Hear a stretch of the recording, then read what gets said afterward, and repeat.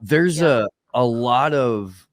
there's a whole Epstein transhumanist avenue that doesn't get explored often enough, and I was kind of hoping that we could go down that avenue a little bit. There was that University of Austin, that thing that Elon Musk and Lex Friedman and Steven Pinker and a handful of other like tangentially Epstein connected Harvard elites put together, that was supposed to be some sort of think tank, and then like Barry Weiss and somehow Joe Rogan were also involved. And I there's missed that.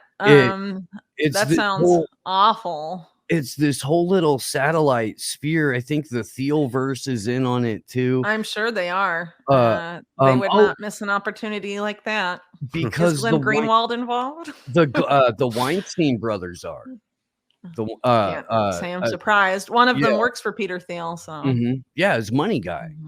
Yeah, Peter Thiel's money guy is supposed to be a thought leader of free thinking, to pave you, lead you the way. Yeah, he like blocked me a year and a half ago on Twitter for being like, doesn't your boss run the most Orwellian CIA front company ever that's totally eliminated the Fourth Amendment and is creating pre-crime hell?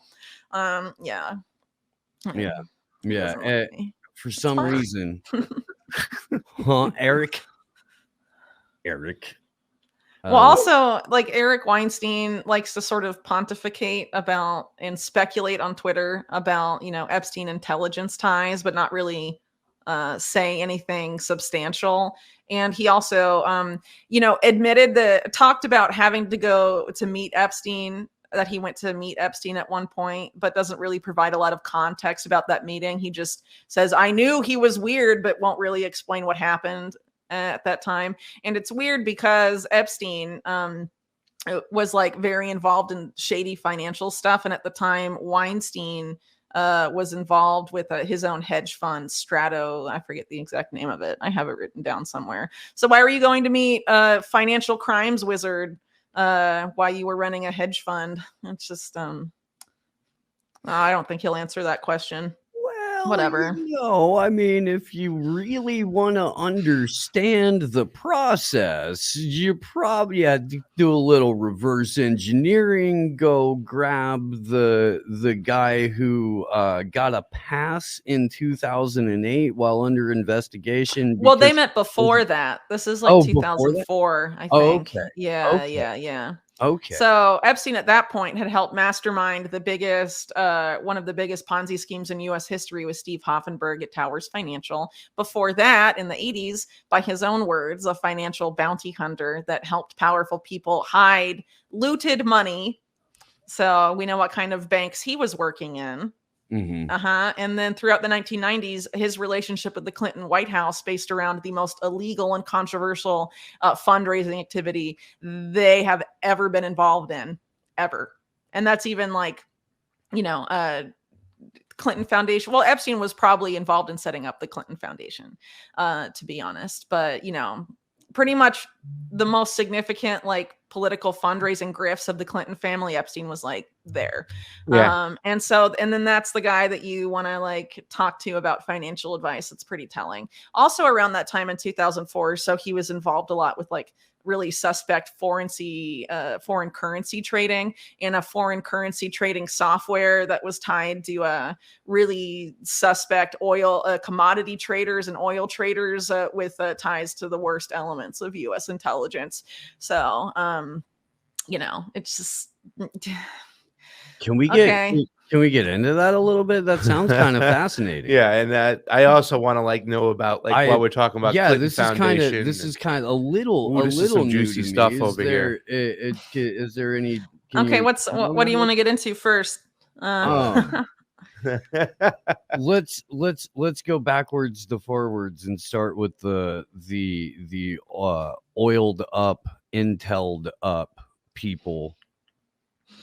So there's this guy, and I might be butchering his last name because I've only really like read about him, and I don't think he's someone people talk about very much. He's like a oil trader named John Doyce, I think is his last name, is how you pronounce it.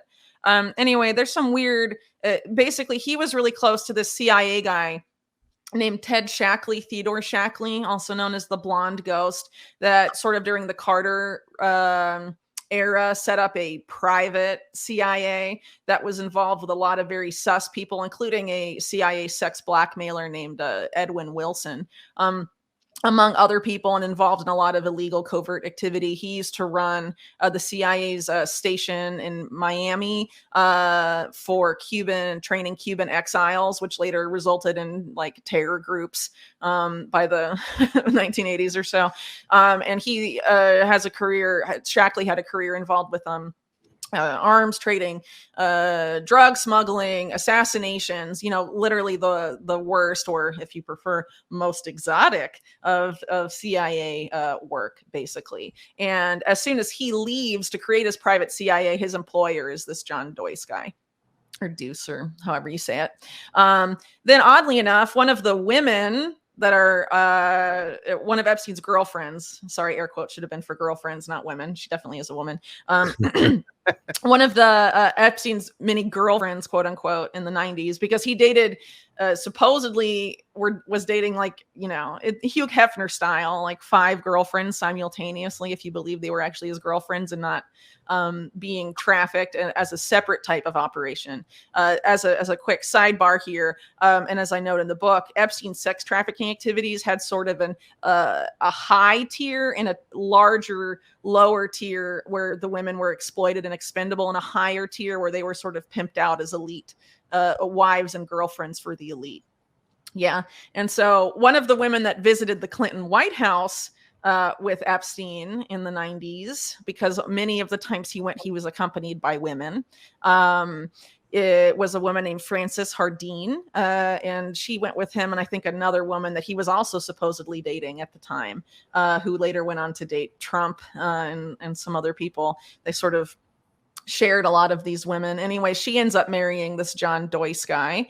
And when she was contacted, I think last year by the Daily Mail for comment about Epstein, which was reporting on her going to the White House with him, she gushed over Epstein despite everything we know. Yeah, Frances Hardine was like, he's just the nicest guy. He did so much for me. He showed me what a man can really be for a woman. And I'm so sad about how his life turned out. It's just devastating. I mean, who in 2021 is going to say that about Epstein with like a straight face? I don't know. So something's weird there. She married this really sus guy in the oil, sort of like a Mark Rich type figure, intelligence linked oil guy. And anyway, one guy that used to work for John Doyce, who was also very based in Bermuda, where a lot of Epstein's mentors and associates tend to have businesses, including people like Douglas Leese and some other ones. There was this company that sort of popped up called Forexter, which was like this foreign currency trading software, and it was piloted, whitelisted for Bear Stearns clients first, of which Epstein was at the time. And the guy that created that software had previously done stuff, worked and developed software for this John Doyce guy. And then Epstein, if you look at Epstein's offshore stuff and the Forexter company, there's a considerable amount of links and their principles, like the people involved in those companies. So, and also like with his, like with Epstein's liquid funding that some people may know about, some of these other offshore vehicles, they're all connected with Forexter and all these different groups, and also Glencore, which is Mark Rich's company. So you see all these like weird financial intersections there. A lot of people haven't really bothered to look into this. I mean, maybe some have, but I haven't really seen it personally. So there's a lot of references if you look through reporting about Epstein over the years about Epstein being involved in foreign currency trading. Like in 2019, some guy from the New York Times went to interview Epstein about rumors that Epstein confirmed that he was advising Elon Musk and Tesla at the time. And when the journalist showed up, he was on the computer and he was like, "What are you doing?" "Foreign currency trading." And there's references to that in, the 2003 Vanity Fair article about Epstein by Vicky Ward, the 2002 New York Magazine profile on Epstein, and all these other things talk about foreign currency trading specifically. The letter that Lynn Forrester to Rothschild, wrote to Bill Clinton in 95 about Epstein specifically mentions Jeffrey Epstein in the context of foreign currency stabilization and all of this stuff. So, there's some pretty weird financial stuff going on there, to say the very least. And, unfortunately, without being able to get records of a lot of these financial entities, it's going to be hard to unpack exactly what was going on. But I mean, you have people involved with the worst parts of intelligence, offshore banking complexes, all being tied together. These weird suspect businessmen with intelligence ties, Epstein. It's a hive, man. So that's just one example, I guess you could say. So there's a little this Whitney nugget. It's beautiful. Thank you. There's my this, nug. Knowledge small nug. one, small little.